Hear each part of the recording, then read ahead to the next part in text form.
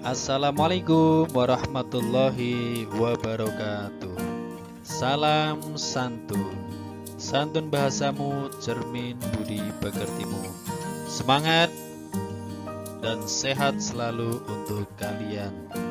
Kali ini kita akan membahas tentang teks eksplanasi.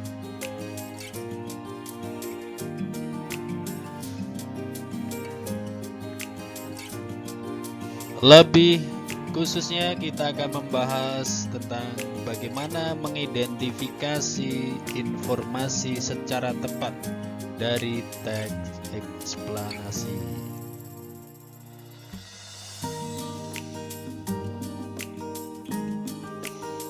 Apa saja yang perlu kita lakukan untuk mengidentifikasi teks eksplanasi ini? Yang pertama, baca judul teks eksplanasi untuk mendapatkan kesan umum. Yang kedua, baca paragraf pertama untuk mendapat gambaran umum isi teks. Biasanya pernyataan umum ada pada paragraf ini. Yang ketiga, baca secara cermat paragraf-paragraf berikutnya, khususnya peristiwa-peristiwa. Ingat jawaban dari pertanyaan bagaimana dan mengapa. Bagian struktur kedua, kejadian peristiwa biasanya ada pada paragraf-paragraf ini. Yang keempat, pahami hubungan antara peristiwa tersebut adalah sebab akibat. Dan yang kelima, baca dan cermati paragraf terakhir. Biasanya bagian interpretasi ada di sini. Hanya tidak selalu, sebab interpretasi sifatnya opsional. Boleh ada, boleh juga tidak ada. Bagaimana? Mudah bukan? Sekarang kita mencoba contoh cara mengidentifikasi teks eksplanasi. Kita mengambil dari teks bullying. Kamu tahu kan bullying? Ya, tidak boleh dilakukan di lingkungan kalian, termasuk dengan teman-teman kalian, baik di rumah maupun di sekolah. Bullying merupakan tindakan agresif, disengaja yang menggunakan ketidakseimbangan kekuatan dan kekuasaan. Bullying berbeda dengan berkelahi dan berkonflik. Bullying terjadi akibat ketidakseimbangan kekuasaan, di mana yang lebih kuat akan menindas yang lebih lemah, yang lebih besar akan menindas yang lebih kecil, dan seterusnya. Ini Bapak kutipkan dari paragraf pertama. Coba, apa yang bisa kita tentukan di sini?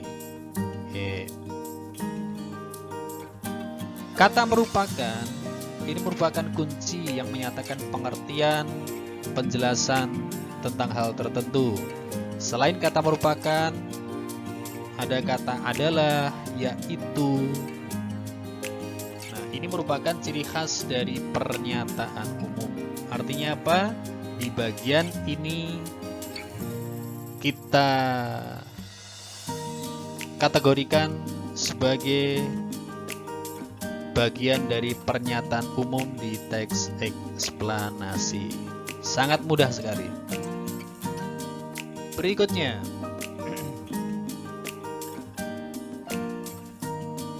ini Bapak kutipkan di paragraf kedua. Bullying berawal dari hubungan yang paling dekat, yaitu keluarga. Dalam keluarga, jika seorang anak dididik dengan penuh kasih sayang tanpa kekerasan, anak tersebut berpeluang untuk tidak melakukan bullying. Namun, apabila seorang anak dididik dengan kekerasan dan selalu dibanding-bandingkan dengan yang lain, anak tersebut memiliki potensi untuk melakukan tindakan bullying terhadap teman-teman di sekitarnya yang dianggap lebih buruk daripada dirinya. Kita cermati. Di sini ada kata berawal.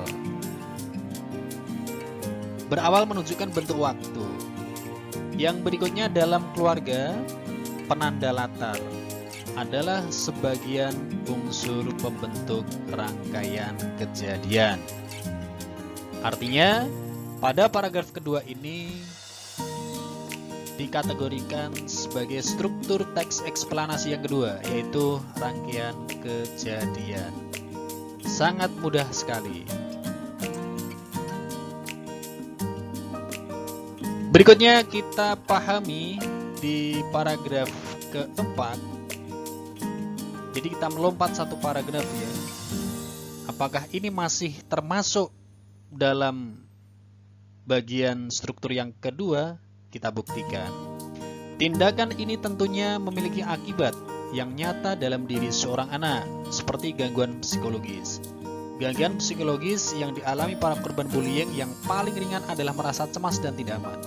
Pada kasus yang paling berat, korban bullying bisa saja melakukan bunuh diri. Mengerikan. Apa maksud dari ini? Di situ ada kata kunci akibat. Ini adalah konjungsi atau kata hubung sebab akibat. Ini merupakan salah satu ciri khas dari rangkaian kejadian. Bagaimana? Sudah bisa memahami? Artinya apa? Di paragraf ini dikategorikan sebagai bagian struktur yang kedua, yaitu rangkaian kejadian. Kita lanjutkan pada kutipan berikutnya. Ingat, cermati kata kuncinya. Bullying bukanlah tindakan yang baik.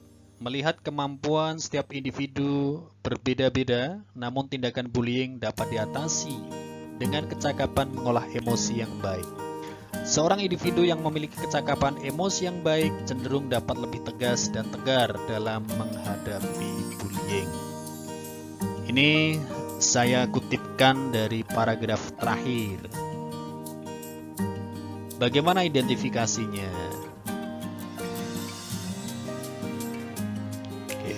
Frase yang bercetak biru ini merupakan penilaian ataupun simpulan dari kejadian. Sementara itu, kalimat kedua menunjukkan solusi bagaimana mengatasi bullying. Dua hal ini merupakan ciri khas dari struktur teks eksplanasi bagian yang ketiga, yaitu interpretasi. Bagaimana? Sudah bisa dipahami? Sangat mudah sekali.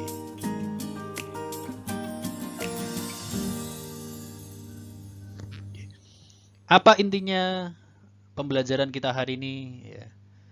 Kita telah belajar bagaimana cara mengidentifikasi informasi di teks eksplanasi.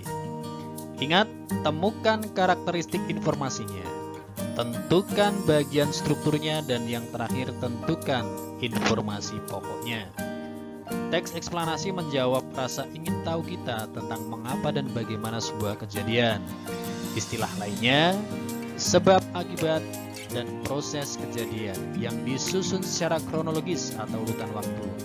Maka dari itu, tidak sulit mengidentifikasi informasi di dalamnya. Terima kasih atas perhatian kalian semuanya. Pokoknya sukses untuk kalian. Stop bullying. Apakah kalian masih ada kesulitan? Kalau masih ada, silahkan hubungi di kontak ini. Salam santun, santun bahasamu, santun budi pekertimu. Wassalamualaikum warahmatullahi wabarakatuh. Sukses untuk kalian semua.